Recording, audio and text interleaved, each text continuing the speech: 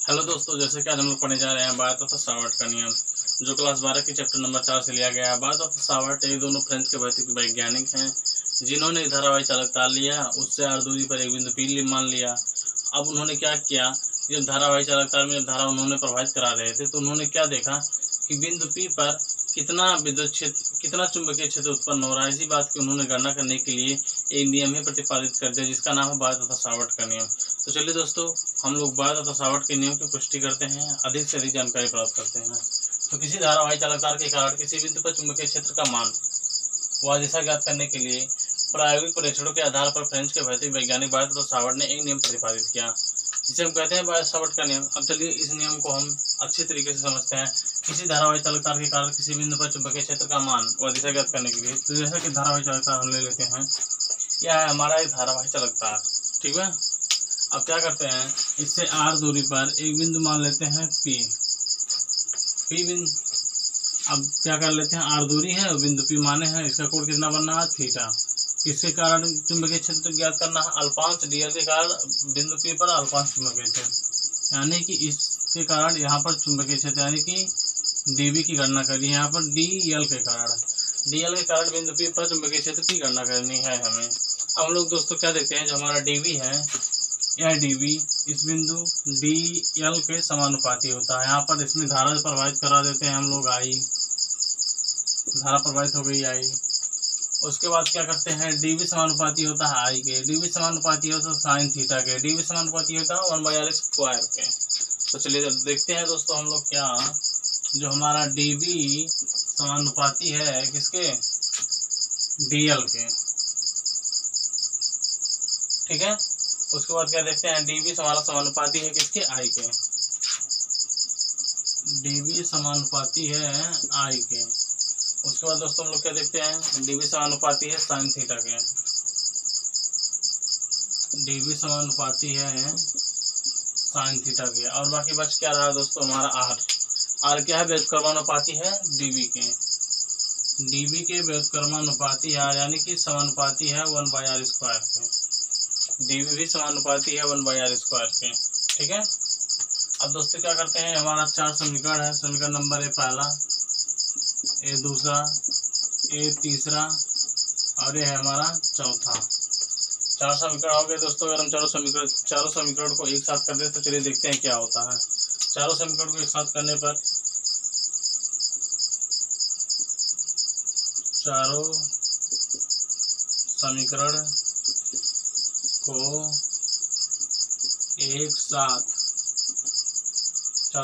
एक साथ करने पर देखते हैं दोस्तों क्या होता है, हमारा dB समानुपाती होता है ideal sine theta by r square, ठीक है दोस्तों। चारों समीकरण को जब हम एक साथ करते हैं तो हमारा dB बराबर dB हो गया। उसके बाद समानुपाती का चिन्ह तो समानुपाती कर दी। अब इन चारों को बारी बारी से यहाँ पर लिख दिया, dB बराबर ideal sine theta by r square. हम लोग दोस्तों क्या करते हैं, जो हमारा समानुपाती का चिन्ह है इसको हटा देते हैं। जब देखते हैं यहाँ पर जो हमारा समानुपाती का चिन्ह होता है, यह समानुपाती होता है म्यू नॉट बाई 4 पाई के, ठीक है। हमारा समानुपाती बराबर क्या होता है, म्यू नॉट बाई 4 पाई, जो कि हमारा यहाँ पर है। अब क्या करते हैं, हम बराबर कर देते हैं, dB बराबर देखते हैं यहाँ पर क्या होता है, dB बराबर क्या होता है, mu naught by 4 pi ideal sine theta by r square, ठीक है दोस्तों। dB बराबर क्या होता है, जब समानुपाती हट गया तो mu naught by 4 pi ideal sine theta by r square, ठीक है। बात पूरी तरह समझ में आ गई। उसके बाद हम लोग क्या करते हैं, म्यू नॉट के बारे में, उसके बाद दोस्तों हम लोग म्यू नॉट के बारे में भी थोड़ी सी बातें कर लेते हैं। जैसा कि देखते हैं हमारा जो म्यू नॉट है, जो हमारा यह म्यू नॉट है, क्या है, निर्वात की विद्युतशीलता है। उसके बाद दोस्तों हम लोग म्यू नॉट के बारे में थोड़ी सी चर्चा कर लेते हैं। देखिए यहाँ पर हमारा जो म्यू नॉट है,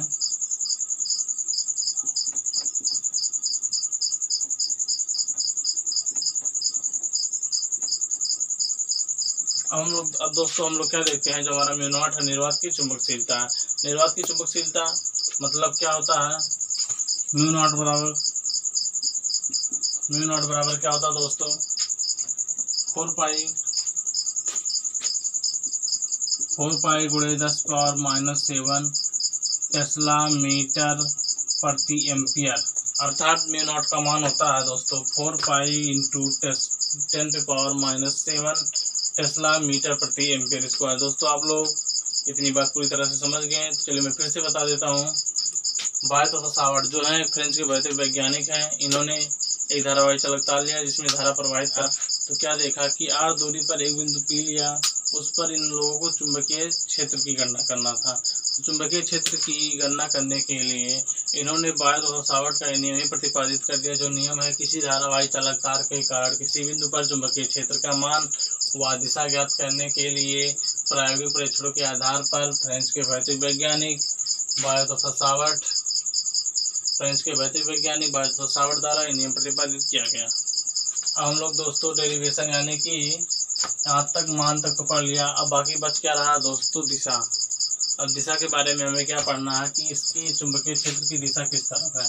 तो सीधी सीधी बात है दोस्तों, जिस तरह धारा प्रवाहित होती है उस तरह हम लोग अपना अंगूठा कर लेते हैं, और जिस बिंदु को मानना है कि उस बिंदु पर हमें चुंबकीय क्षेत्र की गणना करनी है, उस तरफ हमने अपने इस वाले फिंगर को कर देते हैं। तो उसके बाद जब इसको इस तरह घुमाते हैं तो हमारा दिशा अंदर की तरफ घूमता है, अगर इस तरह तो हमारा हथेली जिस तरफ घूमता है उसी तरह हमारा चुंबकीय क्षेत्र उत्पन्न होता है। तो जैसा कि हम लोग कहने के अनुसार यहाँ पर धारा की तरफ अपने अंगूठे को कर लिए, और जिस तरफ मानना है बिंदु P की तरफ अपने सारे उंगलियों को कर देते हैं। उसके बाद दोस्तों हम अपना हाथ अगर घुमाते हैं तो हमारा हाथ अंदर की तरफ जाता है, इससे कहने का मतलब यह है कि हमारा जो इसमें जो हमारा चुंबकीय क्षेत्र है इस बोर्ड के तल के लंबवत अंदर की तरफ है। ठीक है, बात पूरी तरह समझ में आ गई।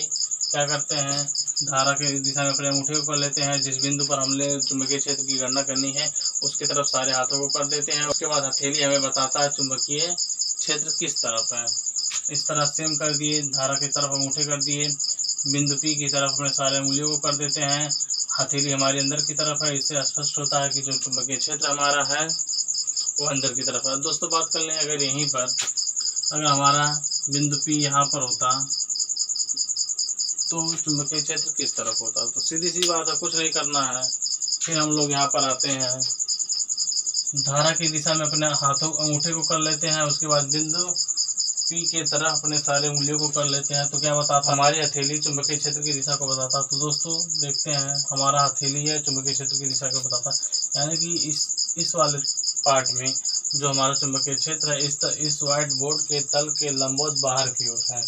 लेकिन दोस्तों बात करें वहीं इसकी, तो इस तल के लंबवत अंदर की तरफ है, और इसमें इस व्हाइट बोर्ड के तल के लंबवत बाहर की तरफ है, इसमें अंदर की तरफ है चुंबकीय क्षेत्र।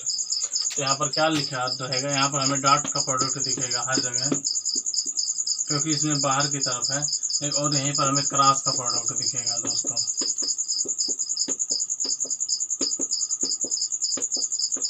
तो हम लोगों ने सीधी सीधी देख लिया, मान भी ज्ञात कर लिया और दिशा भी ज्ञात कर लिया। अब आप लोग इतने का स्क्रीनशॉट ले लीजिए, ताकि हम लोग इसका बायत और सावर्ट के नियम का पहला अनुप्रयोग के बारे में भी पढ़ सकें। तो चलिए दोस्तों इतने का स्क्रीनशॉट लीजिए, इसके बाद हम लोग बायत और सावर्ट के नियम का पहला अनुप्रयोग के बारे में पढ़ते हैं। अब दोस्तों हम लोग क्या देखते हैं, जो हमारा थीटा दिया, थीटा बराबर क्या है 90 डिग्री, स्मॉल आर बराबर क्या है कैपिटल आर। अब उसके बाद हम यहाँ पर देखते हैं dv बराबर क्या होता है, म्यू नॉट है, म्यू नॉट कर दिया, आई है, आई कर देते हैं, dl कर देते हैं। उसके बाद साइन, यानी कि यहाँ पर देखते हैं साइन 90 डिग्री का मान कितना होता है, 1 होता है। एक यहाँ पर लिखने की जरूरत नहीं है, एक पहले से ही समझ लीजिए है। उसके बाद क्या करते हैं, 4 पाई स्मॉल आर बराबर कैपिटल आर होता है, उसके वैसे भी यहाँ पर आर दिया है, तो यहाँ पर क्या कर देते हैं आर स्क्वायर कर देते हैं। ठीक है, इतनी बात आप लोगों के समझ में आ गई। अब हमारा जो इतना मान आया है, कितने का आया है, स्मॉल dl के कारण इस बिंदु P पर स्मॉल चुंबकीय क्षेत्र। अगर हमें पूरे की गणना करना रहे तो क्या करते हैं, समाकलन कर देते हैं। तो समाकलन करेंगे तो क्या आएगा, देखते हैं। संपूर्ण वृत्त का समाकलन करने पर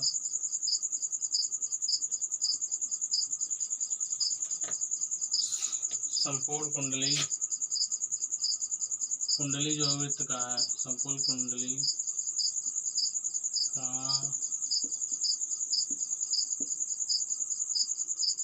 समाकलन करने पर, संपूर्ण कुंडली का समाकलन करने पर। अब दोस्तों अगर हम लोग समाकलन करते हैं तो क्या देखते हैं, जब छोटे छोटे यल को समाकलन, स्मॉल डी एल का समाकलन करते हैं तो एक बड़ा सा एल प्राप्त होता है, स्मॉल डी बी का समाकलन करते हैं तो एक बड़ा सा बी प्राप्त होता है। तो उसी तरह हम लोग देखते हैं यहाँ पर बी बराबर क्या होता है, समाकलन डी बी, ठीक है। इसमें से अगर हम लोग फिर बी लिख दें तो समाकलन का चिन्ह लगा देते हैं। समाकलन के चिन्ह लगाने के पश्चात देखते हैं यहाँ पर जो डीबी है, डीबी का मान यहाँ पर कितना दिया, mu not I D L by 4πr²। ठीक है दोस्तों, अब हम लोग क्या करते हैं, बी बराबर यहाँ पर लिखते हैं, बी बराबर क्या लिखते हैं, म्यू नॉट आई, उसके बाद क्या लिखते हैं बट्टे में 4πr², और बाकी बच क्या रहा दोस्तों, डीएल। अब दोस्तों सोचने वाली बात यह है कि डीएल बच क्यों रहा है, जब सारे को बाहर कर देते हैं तो डीएल को बाहर क्यों नहीं करते हैं। जिसमें से देखते हैं म्यू नॉट जो है इसमें कोई परिवर्तन नहीं होगा, आई में कोई धारा में कोई परिवर्तन नहीं होगा, 4π में तो परिवर्तन होगा नहीं, दूरी वही का वही रहेगी। बाकी बचा डीएल, डीएल क्या है, स्मॉल, इतने छोटे छोटे करेंगे डीएल को तब जाकर एक पूरा और बड़ा एक वृत्त प्राप्त होगा। इसीलिए हम लोग डीएल का समाकलन करते हैं। जब डीएल का समाकलन करते हैं तो दोस्तों जायज़ सी बात है क्या आएगा, 2πr लिखते हैं, क्योंकि ये वृत्त है। जब वृत्त की दूरी लिखी जाती है तो 2πr ही आता है। यहाँ पर देखते हैं बी बराबर क्या है, mu not I into 2πr बटे 4πr²। जब हम लोग इससे मल्टीप्लाई कर देते हैं तो यहाँ पर क्या बचता है, 2r। यहाँ पर क्या लिखते हैं, बी बराबर म्यू नॉट इंटू आई बटे 2r। अब दोस्तों सोचने वाली बात फिर है, एक फेरे के लिए हम लोगों का जो बी यानी कि चुंबकीय क्षेत्र की इस बिंदु पर ज्ञात हुआ, यानी कि एक फेरे के लिए इस बिंदु P पर हमें जो चुंबकीय क्षेत्र ज्ञात हुआ, कितना ज्ञात हुआ, mu not I by 2r। अगर हमें वहाँ पर 50 फेरा दिया गया तो क्या करते हैं, 50 से गुणा कर देते हैं, क्योंकि हमें एक का मान ज्ञात ही हो गया। तो इसीलिए हम क्या लिखते हैं यहाँ पर, n फेरों के लिए, n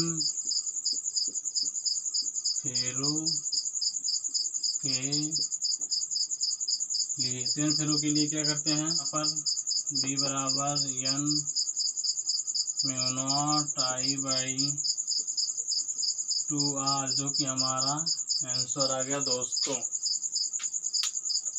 अब मैं फिर से आप लोगों को एक बार फिर से यही बात बता देता हूँ, बायत और फसावट नियम। बायत और फसावट का नियम हम लोगों ने से पहले वाले टॉपिक में पढ़ा। अब यहाँ पर क्या पढ़ते हैं, अनुप्रयोग। वृत्ताकार धारावाही कुंडली के कारण चुंबकीय क्षेत्र, तो ये धारावाही कुंडली हो गया। अब क्या पढ़ते हैं, इससे पहले वाले टॉपिक में हम लोगों ने डीबी यानी कि चुंबकीय क्षेत्र की गणना किया था। चुंबकीय डीबी यानी कि इस डीबी की एक सूत्र प्राप्त किया था, जो सूत्र यह है। अब क्या करते हैं, डीबी बराबर फिर mu not I D L, sine theta का मान 90 डिग्री बराबर 1 होता है, तो एक तो लिखते नहीं, एक पहले से ही उपस्थित है, 4πr², जिसमें से स्मॉल आर बराबर क्या होता है, कैपिटल आर। अब क्या करते हैं, स्मॉल डीबी प्राप्त हो गया, स्मॉल डीबी का मान प्राप्त हो गया, किसके कारण, स्मॉल डीएल के कारण बिंदु पी पर स्मॉल डीबी प्राप्त हो गया। पूरे डीएल के कारण बिंदु पी पर कितना बी प्राप्त होगा, उसी की हमें गणना करनी है। तो उसके लिए क्या करते हैं, संपूर्ण कुंडली का समाकलन करने पर, जब संपूर्ण कुंडली का समाकलन करते हैं बी बराबर क्या लिखते हैं, समाकलन डीबी। जब बी लिख दिए उसके बाद समाकलन का चिन्ह लगा दिए, डीबी का मान कहाँ है, इतना का मान इतना है, इतने को उठाकर यहाँ पर रख दिए, यहाँ पर रख दिए। उसके बाद क्या देखते हैं, बी बराबर mu not I by 4πr², समाकलन करते हैं डीएल। अब दोस्तों सोचने वाली बात है कि डीएल ही क्यों बचा। डीएल इसलिए बचा कि म्यू नॉट आई में कोई परिवर्तन होगा नहीं, 4πr² में कोई परिवर्तन नहीं होगा, डीएल का में परिवर्तन हो सकता है, क्योंकि स्मॉल डीएल से मिलकर ही बड़ा सा एल प्राप्त होता है। तो यह वृत्त है, वृत्त की जब पूरी लंबाई याद करते हैं तो 2πr लिखते हैं। जायज़ सी बात है, अगर नहीं समझ में आता तो पहले वाले वीडियो को देखना जरूरी हो जाता है। उसके बाद हम लोग क्या देखते हैं, यहाँ पर बी बराबर mu not I 2πr, DL के स्थान पर और बटे में 4πr² दिया ही है पहले से। क्या करते हैं 2πr से 4πr² को कैंसिल कर देते हैं, तो बाकी क्या बचता है 2r। अभी बराबर हम लोग क्या लिखते हैं μ0I/2r। इसमें से एक फेरे के लिए तो हमें प्राप्ति हो गया, आम बात है। अब दोस्तों अगर इसी तरह हमें पूरे फेरों के लिए यानी कि 50 फेरों 10 फेर 20 फेरों के लिए ज्ञात करना, तो क्या करना पड़ेगा, कुछ नहीं करना है, 10 से गुणा कर देते हैं, 20 से गुणा कर देते हैं। 20 फेरों के लिए ज्ञात करना, 50 फेरों के लिए ज्ञात करना तो 50 से गुणा कर देते हैं। इसीलिए हमें n फेरों के लिए अगर ज्ञात करना है तो n से गुणा कर देते हैं। तो इसीलिए चुंबकीय क्षेत्र यानी कि n फेरों के लिए चुंबकीय क्षेत्र कितना होगा, B बराबर n μ0I/2r। इतनी बात आप लोग पूरी तरह समझ गए, आई होप पूरी तरह समझ में आ ही गई होगी। अगर आ गई है तो नोट करिए, अच्छी तरीके से अध्ययन कीजिए। आने वाले टॉपिक में हम इसके 2 अनुप्रयोग और बाकी बचे हुए हैं उसको पढ़ेंगे। तब तक के लिए थैंक्स फॉर वॉचिंग।